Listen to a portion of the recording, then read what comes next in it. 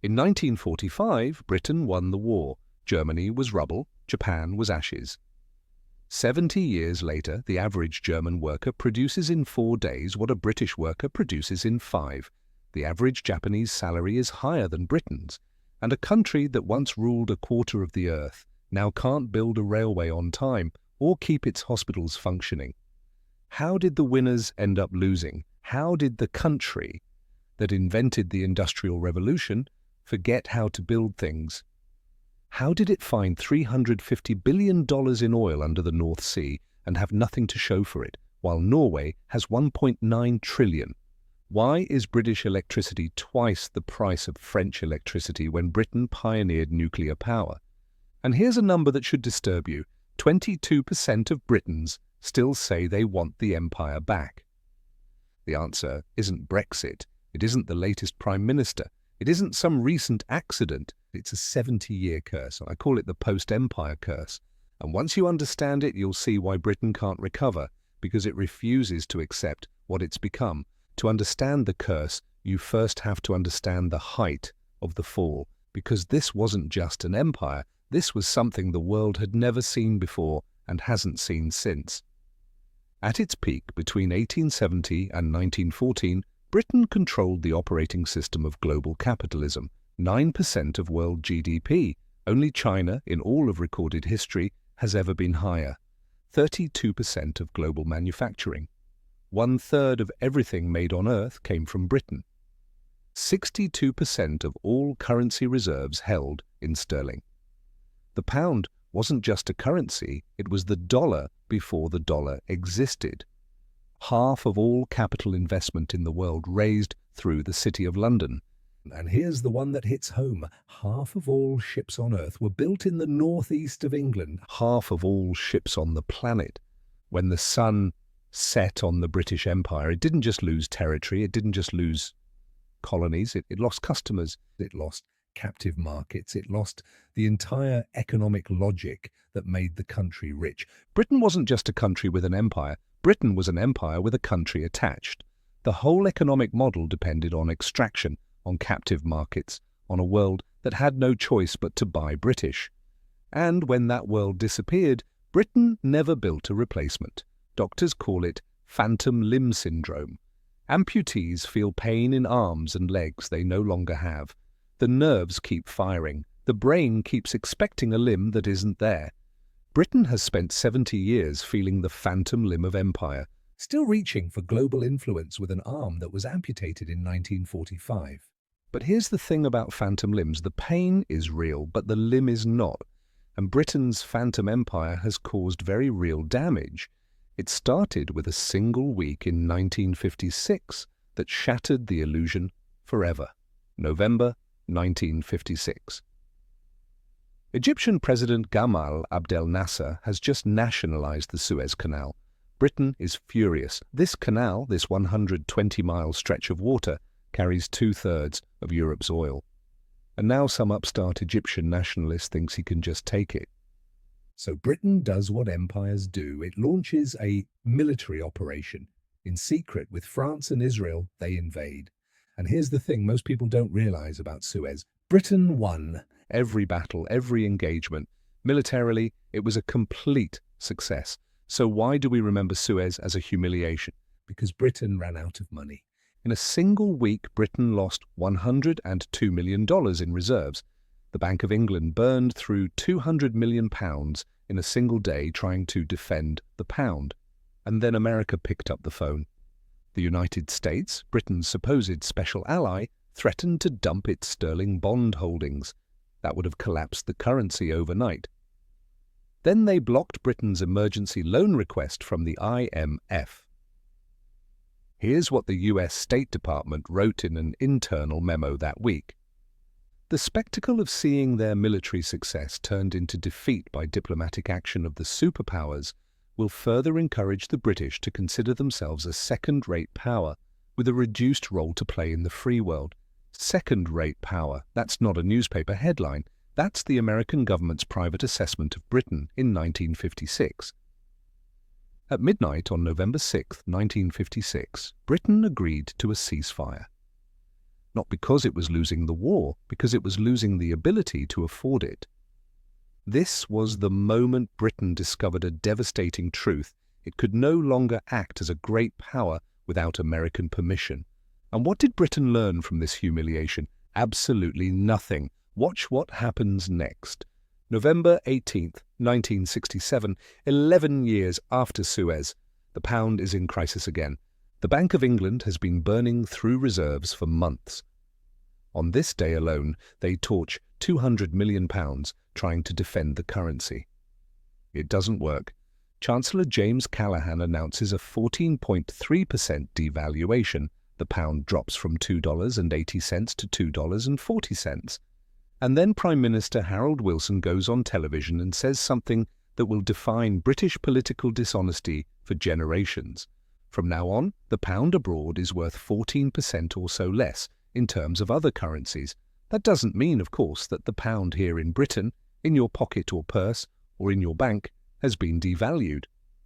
The pound in your pocket. Opposition leader Ted Heath called it the most dishonest statement ever made by a British Prime Minister. And of course, the pound in your pocket was devalued. Import prices rose. Inflation ate into savings. Everyone knew it. Wilson knew they knew it. He said it anyway. Suez. Now a currency crisis. 2 humiliations in 11 years. Surely they'd learned their lesson by now, and they hadn't. September 1976. Britain is falling apart. Inflation has peaked at nearly 25%. The unions are at war with the government. The pound is in freefall. Chancellor Denis Healey is at Heathrow Airport. He's got a gin and tonic in hand. He's about to board a flight to an IMF meeting in Manila. Then he gets a phone call.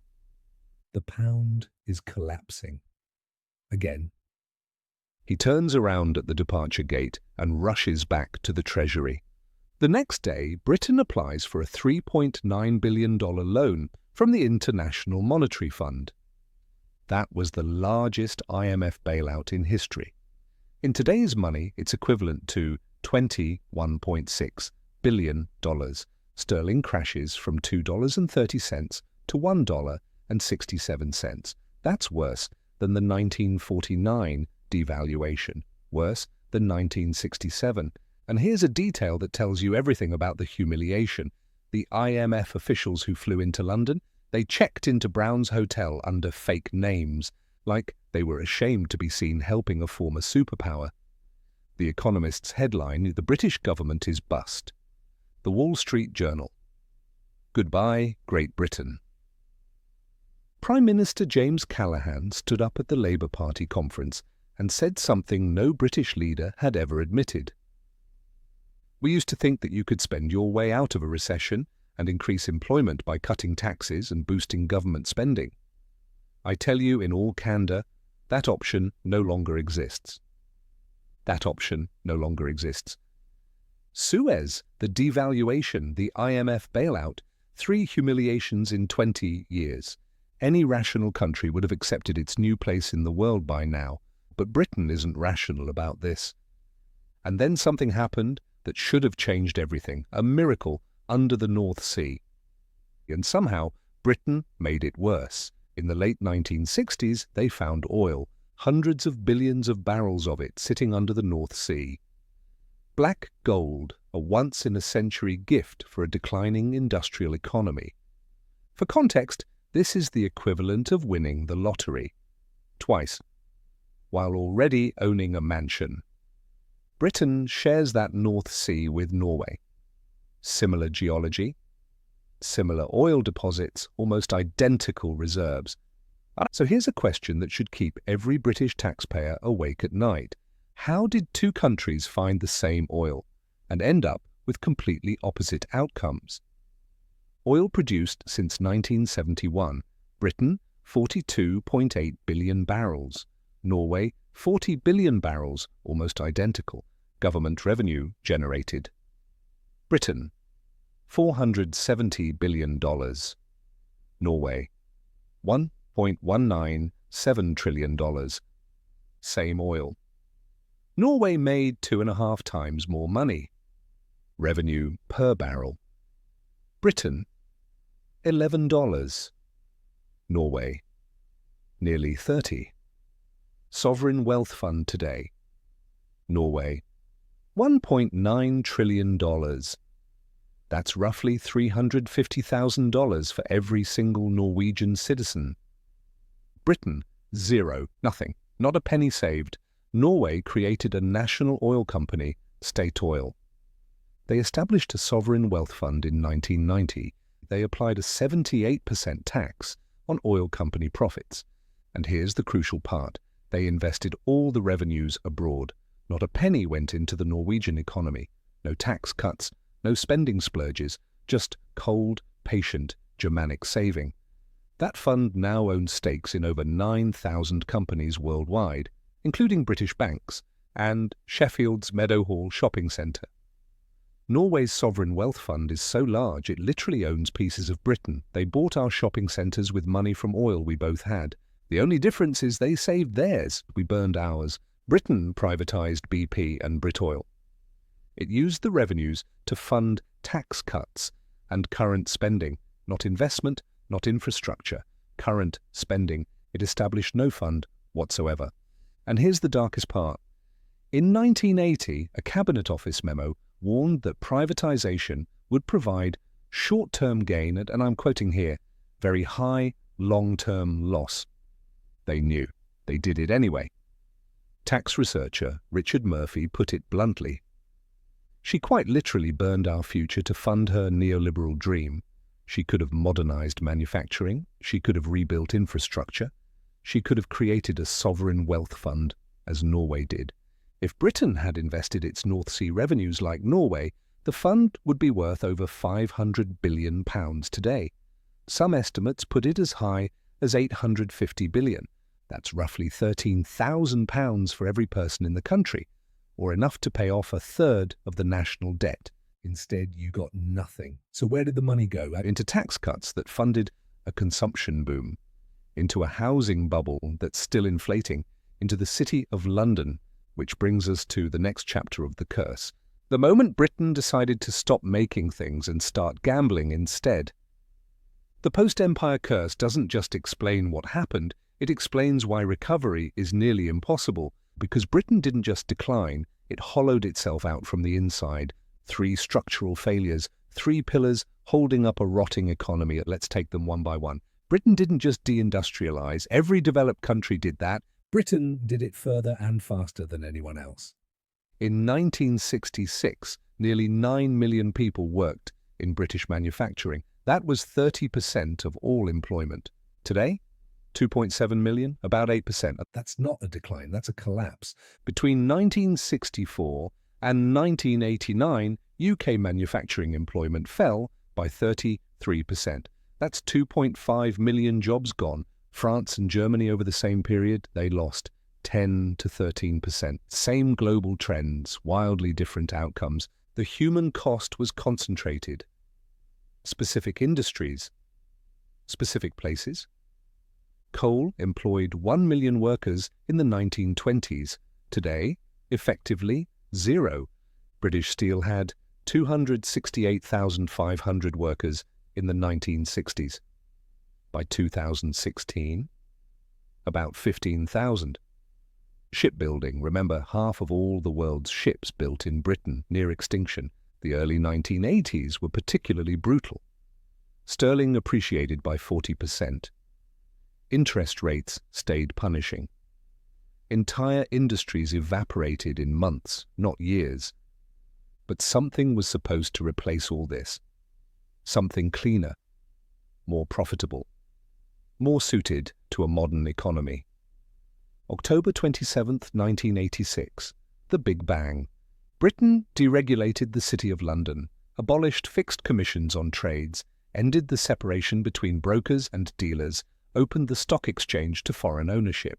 Daily trading volume on the London Stock Exchange went from £500 million to over $2 billion within a decade.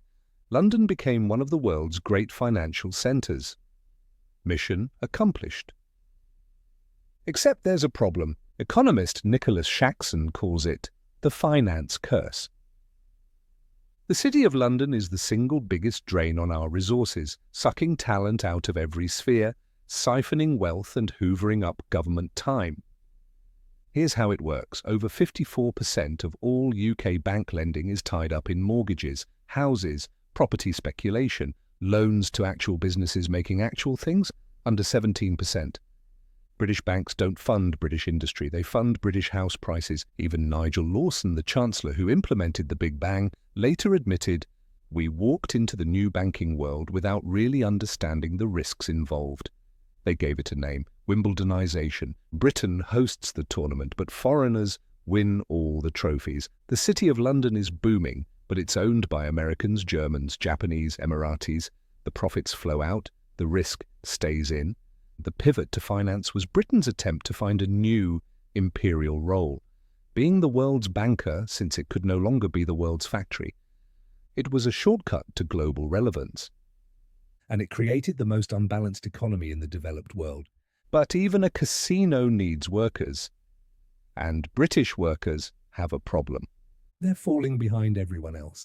If you're enjoying this cheerful breakdown of economic collapse, do me a favor and destroy that like button. Now, where were we? Yes, productivity. Here's a number that should embarrass every British policymaker. A German worker produces in 4 days what a British worker produces in 5. Same hours worked, same effort, 20% less output. UK productivity is 20% below the United States, 18% below Germany. If Britain matched German productivity levels, it would add £180 billion to the economy annually. That's more than the entire NHS budget. So what happened? Before 2008, UK productivity grew at around 2% annually. That made Britain the second fastest growing in the G7 after 2008.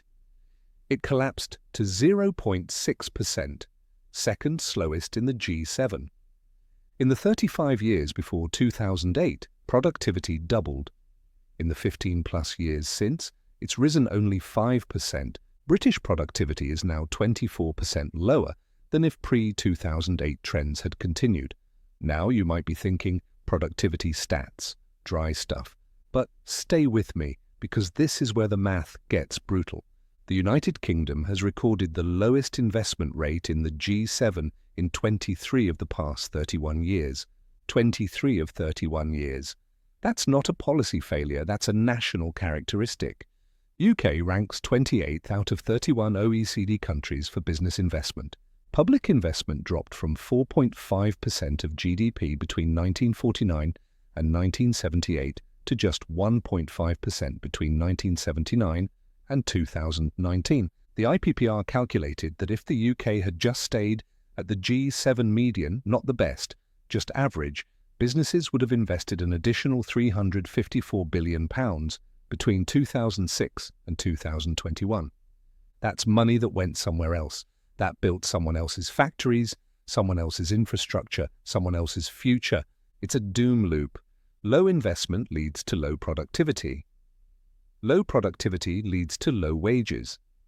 Low wages lead to low tax revenues. Low tax revenues mean less money for public investment, which leads to even lower productivity. Britain has been trapped in this loop for decades. The London School of Economics found that 60% of Britain's productivity gap with the United States comes from one thing: lower investment. It's not culture, it's not laziness. British workers actually work longer hours than Germans. It's that British businesses don't buy their workers the tools they need to compete. We've covered 2 pillars.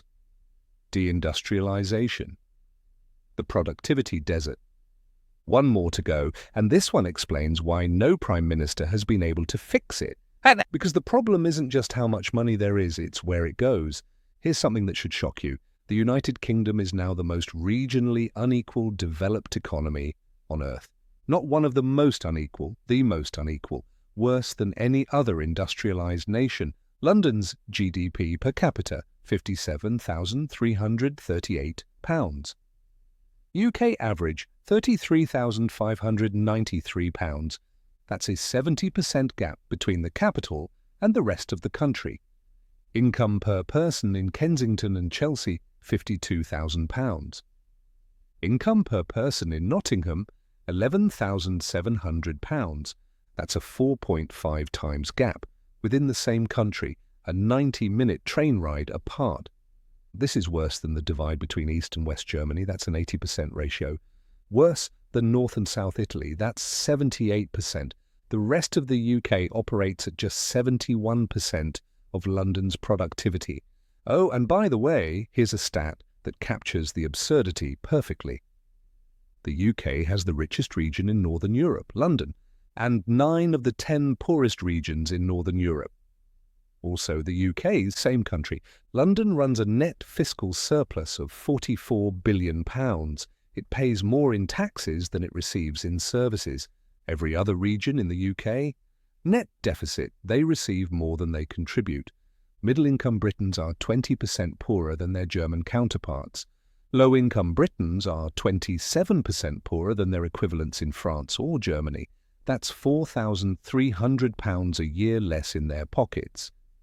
And here's where the Imperial ghost walks. The World Economic Forum's Global Social Mobility Index ranks the UK 21st out of 82 countries.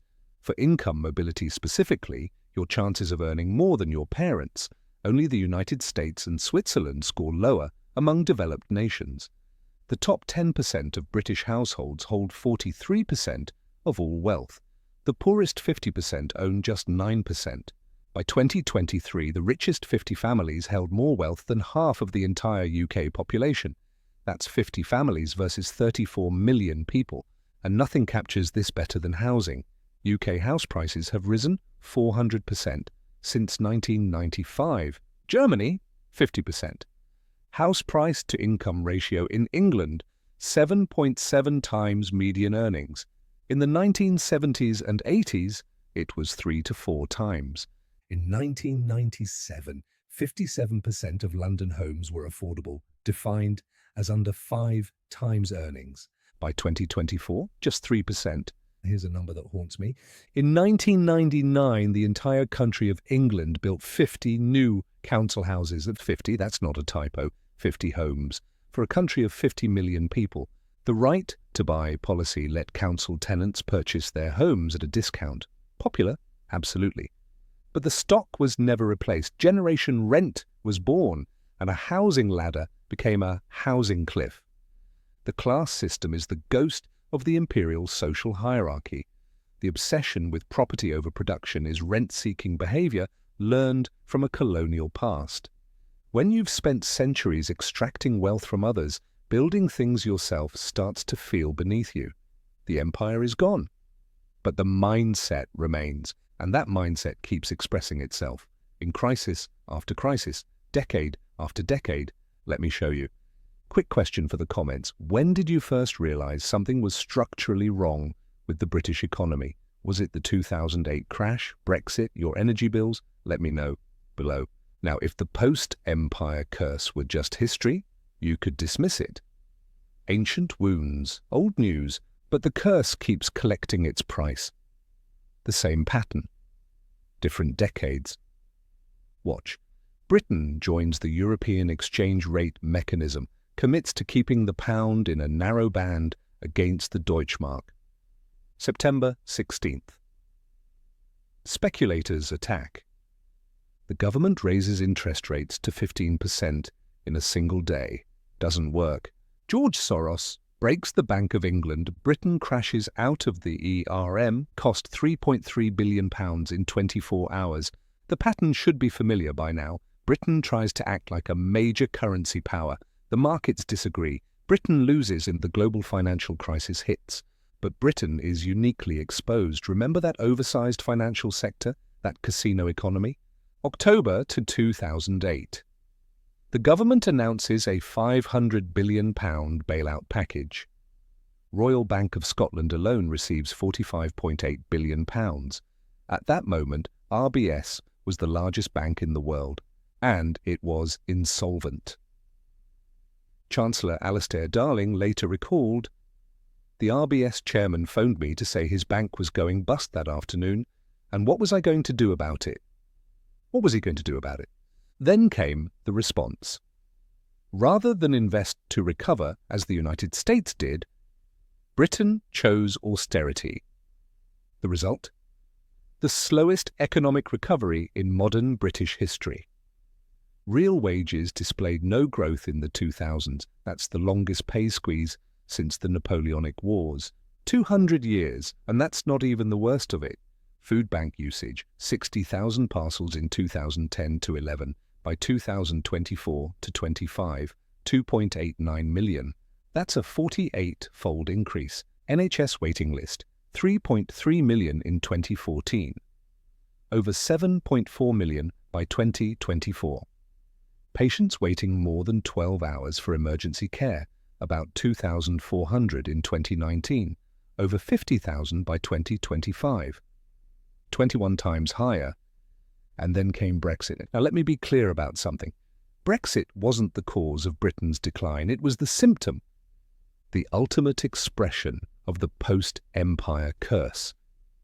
A desperate, nostalgic gamble to take back control from a world that had moved on. The pound fell 17% against the dollar after the referendum. That's larger than both the 1967 devaluation and the 1992 ERM crisis.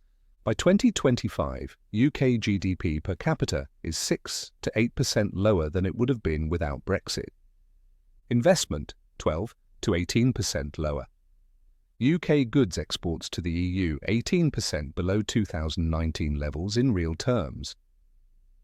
Civil servants inside the government coined the term Empire 2.0 to mock their own political masters' post-Brexit trade strategy. The idea that Britain could replace the EU with Commonwealth trade deals. The reality?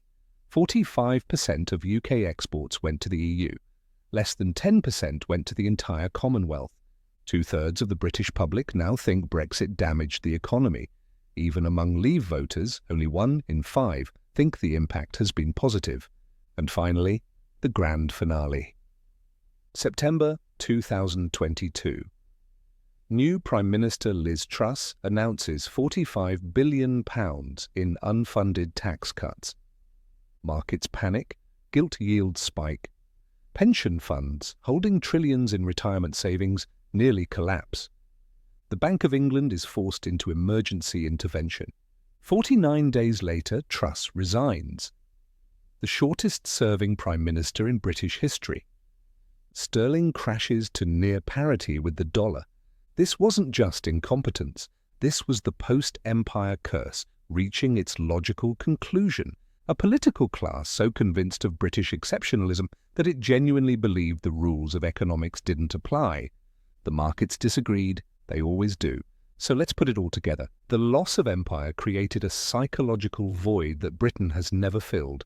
Rather than accept its new place as a prosperous, medium-sized European nation, like Germany rebuilt itself to be, like Japan rebuilt itself to be, Britain chased phantom greatness. It pivoted from industry to finance, turning London into a casino that enriched the few while hollowing out the productive economy. It found oil worth hundreds of billions and burned it rather than invest it, while Norway built a sovereign wealth fund that now owns pieces of Britain itself. It starved the regions of investment while pumping resources into London, creating the most regionally unequal economy in the developed world. And when given the choice between European integration and nostalgic isolation, it chose the fantasy, and is now 6 to 8% poorer for it. Can Britain recover? Theoretically, yes, but here's what it would require. 1. Accepting that Britain is a mid-sized European economy, not a global power. Every Prime Minister has refused to say this out loud. 2. Massive investment in infrastructure, skills and productive industry, sustained over decades, not election cycles. Britain has underinvested for 40 years. Reversing that takes 40 years. 3. Breaking the housing as speculation model. This means lower house prices, which means millions of homeowners watching their wealth shrink. Political suicide. 4. Genuine devolution of power and money away from London. Every Westminster government has promised this. None have delivered. 5. Rejoining European supply chains in some form. Politically radioactive after Brexit. 6. Shrinking an oversized financial sector. The City of London would fight this with everything it has. In other words, a complete reversal of 40 years of policy, and a psychological reckoning that the political class has shown no appetite for. Every Prime Minister since Thatcher has promised to rebalance the economy. None have delivered. The curse continues. In 1962, former U.S. Secretary of State Dean Acheson gave a speech at West Point Military Academy. What he said caused a diplomatic incident. British tabloids called it a verbal kick in the teeth. Here's what he said. Great Britain has lost an empire and has not yet found a role. The attempt to play a separate power role, that is, a role apart from Europe, a role based on a special relationship with the United States, a role based on being the head of a commonwealth which has no political structure or unity or strength. This role is about played out. That was 1962. 63 years later, it remains the most accurate diagnosis of Britain's condition ever made. The empire is gone, the role is still missing. And until Britain finally accepts what it has become, the post-empire curse will continue to collect its price. Britain pioneered nuclear power, then let its plants decay, until electricity costs are double France's. It found more oil than Norway and has nothing to show for it. It invented the Industrial Revolution and now imports steel from China. It's the perfect metaphor for a country still haunted by the ghost of what it used to be and unable to build what it needs to become.